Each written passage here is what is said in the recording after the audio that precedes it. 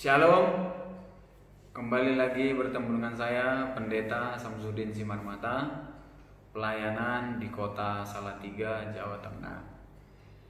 Kesempatan kali ini saya mau membahas tentang fenomena yang berkembang di kalangan umat-umat beragama, khususnya agama-agama Muslim dan agama-agama Kristen yang ada, yang menyatakan bahwa Injil Kristen itu dinyatakan palsu, tidak benar, sudah dirubah-rubah. Apakah benar demikian bahwa Injil itu palsu dan sudah diubah-ubah? Kita lihat tayangan daripada Ustadz Adi Hidayat yang mengatakan bahwa Injil itu sudah diubah-ubah atau palsu lah. Injil isinya begini, kenapa Anda rubah begitu? Apa di antara yang dirubah? Anda mengatakan Nabi Isa itu adalah Tuhan. Awas. Anda mengatakan ibunya sempurna, suci dan sebagainya. Kemudian dari situ melahirkan seorang anak, diangkat jadi Tuhan. Satu jadi tiga, tiga di antara satu dan sebagainya. Oke, kita sudah melihat tayangannya bahwa Ustadz Adi Hidayat mengatakan bahwa Injil itu palsu, Injil itu sudah diubah-ubah, tidak seperti aslinya lagi. Kalau sudah diubah-ubah tidak seperti aslinya berarti sudah palsu dong, kan begitu. Dan itu bukan hanya Ustadz Adi Hidayat, banyak ustadz-ustadz yang lain juga mengatakan demikian, bahwa Injil itu sudah diubah-ubah.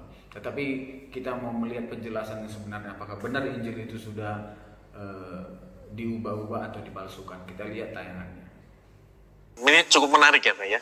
Ini ada pertanyaan dari saya. Ini merupakan pertanyaan klasik yang banyak dari saudara-saudara kita Muslim menanyakan hal ini.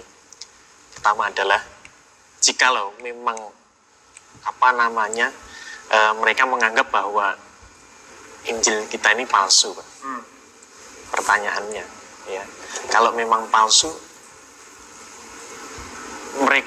apakah mereka punya Injil yang asli itu? Aslinya mana gitu.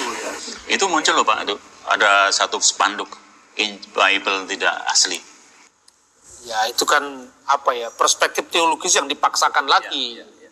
Jadi Injil yang ada sekarang tuh kira-kira seperti ini kan itu karangan Matius, Markus, Lukas, Yohanes, gini itu kan, mana yang asli? Karena ketika dia bertanya mana yang asli itu bayangannya Injil menurut pikiran mereka. Ya toh? Kita harus bisa membedakan antara asumsi teologis dengan fakta historis. Ya. Fakta historis tidak pernah ada Injil yang turun dari surga, itu fakta sejarah. Jadi kalau misalnya dia tanya mana Injil yang asli, memang tidak pernah ada buktinya. Yang asli ya memang Matius, Markus, Lukas, Yohanes itu. Kenapa saya katakan asli?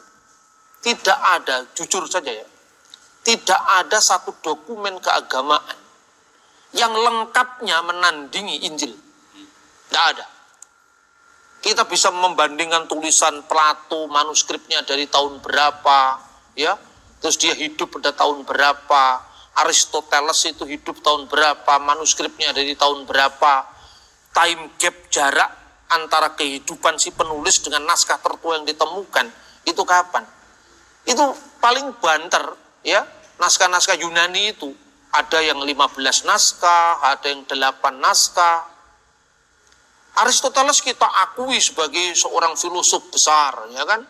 Bahkan kita ini kalau masuk di fakultas hukum, fakultas ekonomi, yang fakultas ilmu sosial yang lain, dikatakan menurut Aristoteles manusia adalah soon politikon, makhluk sosial. Mana sekarang uji kritik naskah terhadap Aristoteles? Time gapnya 1000 tahun lebih, tidak sampai 10 biji jumlahnya. Injil ini, dan tidak pernah ada pembahasan kritik teks, textual criticism on Aristoteles, tidak pernah ada itu. Yang ada justru Injil. Kita memiliki naskah perjanjian baru saja, itu lebih dari 5.000 manuskrip. Dan bapak-bapak kita semua bisa bayangkan lah sekarang. Sebelum Injil kita bentuknya kodeks itu berjilid ya, itu kira-kira dari abad keempat atau akhir abad ketiga. Misalnya Kodeks Sinaiticus itu dari tahun 325, Kodeks Vatikanus dari tahun yang kira-kira hampir sama 350, Kodeks Alexandrinus tahun 400. Tapi sebelum Injil dalam bentuk kodeks kita sudah memiliki namanya papirus. Salah satu papirus yang tertua dari kitab Injil itu berasal dari tahun 115 Masehi. Namanya papirus John Ryland. yang di kodenya papirus P52 karena disimpan di perpustakaannya John Ryland, itu ditemukan di Mesir. Menurut catatan sejarah gereja purba, Yohanes itu murid Yesus yang dikenal dengan Yohanes anak Zebedius atau Yahya bin Zabdi, itu meninggal di kota Efesus sekarang Turki tahun 96. Naskah Injil tertua yang ditemukan tahun 115. Berarti hanya ada jarak kurang dari 20 tahun. Ini kan sama aja ketika zamannya Pak Harto yang lalu kan. Tahun 98 dia menyerahkan kekuasaannya pada Pak Habibie. Orang bertanya, apa buktinya Bapak Harto pernah menyerahkan kekuasaan pada Habibie? Itu arsipnya masih ada semua. 18 tahun itu kan bukan waktu yang lama, itu waktu yang dekat. Ini ada naskah yang berusia 18 tahun. Jadi ini naskah-naskah Injil terkuno yang bisa kita miliki. Kemudian P52 lalu P66 itu kira-kira dari tahun 120-an atau 125 Masehi. Berjarak kurang dari 30 tahun. Perjanjian baru yang lain ada yang lebih tua lagi. Menurut uji karbon dari Profesor Kim, dia seorang ahli papirus ya. Dia meneliti dari hasil uji karbon itu kira-kira baru tahun 2000-an beliau lakukan itu. Di bawah tahun 2000. Dia lakukan itu, dia mengatakan bahwa ada naskah yang namanya P46, itu isinya 10 surat-surat Paulus.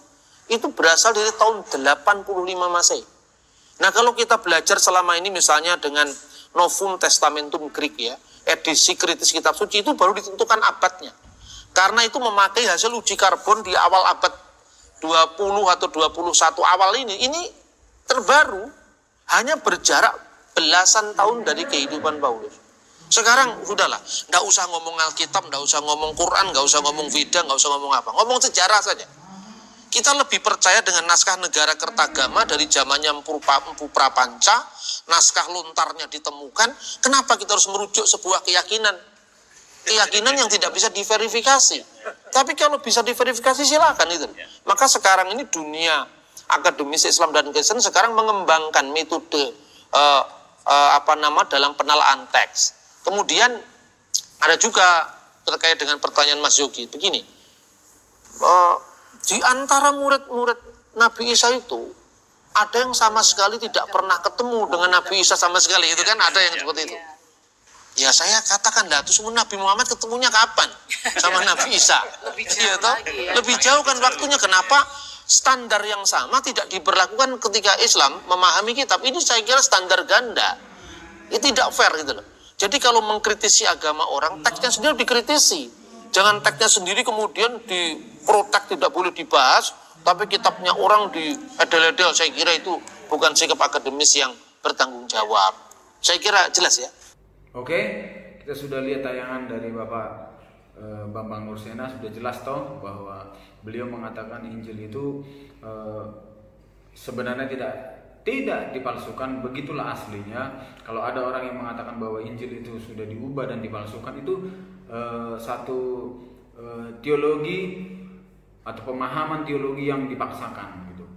Tidak berdasarkan fakta sejarah dan fakta yang ada. Dan kita lihat juga bahwa dalam Alkitab, dalam Galatia pasal yang pertama ayat yang ke-8 juga dikatakan bahwa Injil itu yang diberitakan oleh Rasul Paulus sebagai rasulnya Tuhan adalah Injil yang benar, Injil Kristus. Rasul Paulus mengatakan jika ada orang yang memberitakan Injil lain selain Injil Kristus, maka terkutuklah dia. Jadi siapapun dia, kalau mengatakan bahwa Injil Kristus dan lain sebagainya itu tidak benar, tidak sah atau palsu, Alkitab mengatakan terkutuklah orang yang mengatakan demikian. Sebab apa? Sebab Injil yang diberitakan oleh Rasul Paulus itu adalah benar-benar Injil dari Kristus. Dan kalau kita melihat juga dalam Roma pasal yang pertama ayat yang ke-16 dikatakan bahwa Injil itu adalah kekuatan Allah yang menyelamatkan. Kita lihat satu ayat ini, Roma pasal pertama